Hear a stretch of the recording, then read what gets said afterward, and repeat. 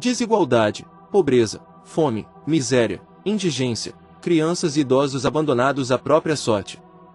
Concentração de renda, de terras, de riqueza e de poder. Esquemas de corrupção, instituições desacreditadas, classe política sem mérito, tráfico de influências. Trabalho escravo, salários indignos, subemprego. Mercado de consumo para poucos privilegiados, sistema econômico desagregador. Agregados econômicos no centro da análise econômica, o indivíduo, o ente primordial da economia, completamente esquecido dessa análise. Eis aqui alguns dos principais sintomas que adoece gravemente uma sociedade levando-a ao desequilíbrio econômico-social. Estritamente do ponto de vista social, a raiz do desequilíbrio de qualquer sociedade parece residir, efetivamente, na existência de desigualdades. Nesse pormenor, cumpre ressaltar que pobreza e desigualdade acontecem em momentos diferentes, e não são sinônimos. Entendemos que a segunda determina a primeira provocando, por consequência, um desarranjo econômico. Dessa forma, minha justificativa teórica é de que temos pobreza por conta de antes termos desigualdade. Portanto, a desigualdade é, em essência, fonte geradora e alimentadora da pobreza. Isso implica dizer que para acabar com a pobreza, faz-se necessário eliminar primeiramente os focos de desigualdade: a escravidão e o latifúndio.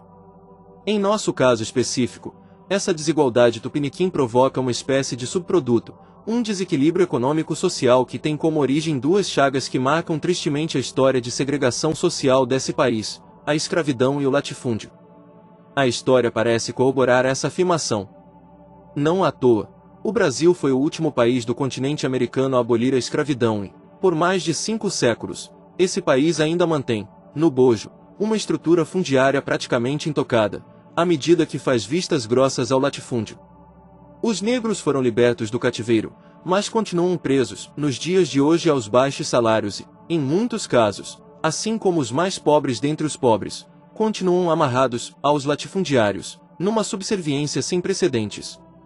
Não por acaso, em pleno século XXI, escravidão e latifúndio continuam andando de mãos dadas, mantendo uma histórica perversidade sem limites num país que detém todas as condições para mudar essa situação.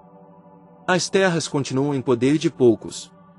3% do total das propriedades rurais do país são latifúndios, ocupando 56,7% das terras agricultáveis, de acordo com o Atlas Fundiário do Instituto Nacional de Colonização e Reforma Agrária, INCRA. Somente o Grupo C.R. Almeida, de propriedade de Cecílio Rego de Almeida, possui 4,5 milhões de hectares, localizados na Terra do Meio, no estado do Pará. Como prova de que escravidão e latifúndio convivem juntos no Brasil, registra-se que em apenas 11 anos, de 1995 a 2006, fiscais do governo federal conseguiram libertar 18 mil pessoas, em média, são mais de 1.600 por ano, mais de 130 por mês, 4 trabalhadores a cada dia, que trabalhavam sob regime de escravidão em 1.500 propriedades rurais. Não restam dúvidas de que a maior de todas as necessidades e prioridades que se impõe a todos nós é a de lutarmos bravamente contra isso. A busca por uma sociedade de iguais. Fome, miséria, pobreza, opressão e exclusão social não podem, em plena luz da busca por desenvolvimento econômico e humano, continuar a serem expoentes de uma sociedade que por mais de 500 anos tem convivido pacificamente com a exclusão social. Uma sociedade de iguais, econômica, política e social, se faz necessária para o bem de todos. Essa sociedade de iguais pressupõe, todavia, uma ação coletiva, para que todos vivam uma vida coletiva, de preferência de ajuda mútua, jamais individualizada. O grande desafio que está reservado a essa geração que ora chega ao mercado de trabalho, bem como aqueles que assumem os postos de comando da esfera pública, é construir os alicerces dessa vida coletiva, com participação plena de todos, em busca de inclusão. Viver excluído é a pior situação reservada ao indivíduo. A vida não nos foi dada para que cada um se isole. Nascemos e convivemos em sociedade, junto a nossos pares. Convivemos com semelhantes, por que então não nos ajudarmos uns aos outros? A comunidade, a sociedade precisa completar sua tarefa de construção sobre o ideal da cooperação entre os pares. Ninguém consegue viver sozinho, isolado, restrito, à margem de tudo. Os vários grupos que constituem o tecido social precisam, cada vez mais, se fortalecerem nesse sentido. A cooperação em lugar da competição parece ser o caminho mais viável para isso.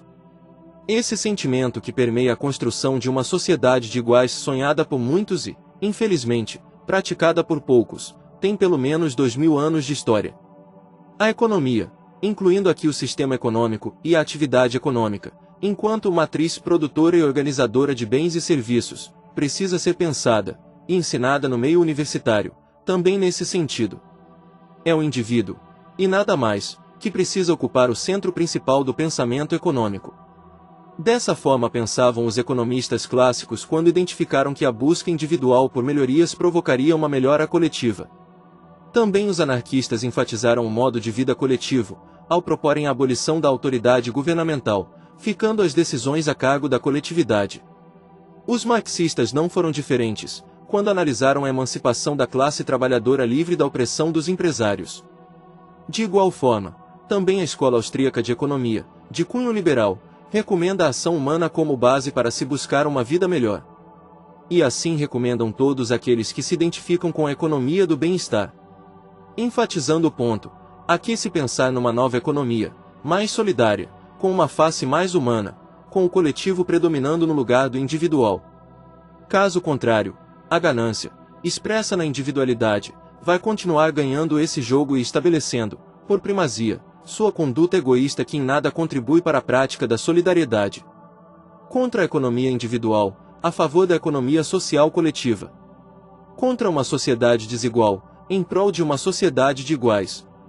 É para isso, e por isso, que devemos enveredar todos nossos esforços. Primeiramente conscientizando para mudar e, depois, mudando, para construir um mundo melhor, mais digno, mais justo, mais fraterno.